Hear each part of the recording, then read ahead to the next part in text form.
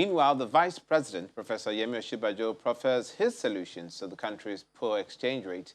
He suggests making local rate reflective of markets as much as possible. He also seeks stronger collaboration amongst ministries, agencies, and departments. But I think that one of the most important things is that there must be synergy between the fiscal and the monetary authority. That is absolutely crucial. We must be able to deal with the synergy. We must handle that synergy between the monetary authority, the CBN, and the fiscal side. Sometimes it appears that there is competition between this, especially on the fiscal side. If you look at some of the interventions, you'll find that those interventions, there are interventions that should be managed by ministries. So the Ministry of Industry, Trade and Investment should handle MSME interventions and those kinds of interventions. And we should know what the CBN is doing.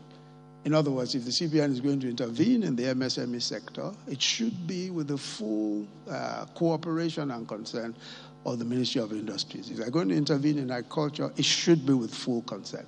So that synergy is absolutely important.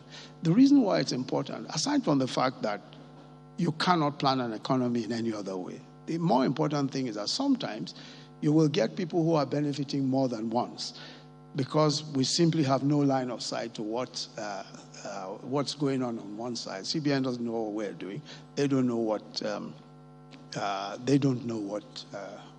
we don't know what they're doing.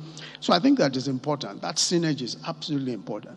And as for the exchange rate, I think we need to move our rates to a more reflective market, as reflective of market as possible. This, in my own respectful view, is the only way to improve supply.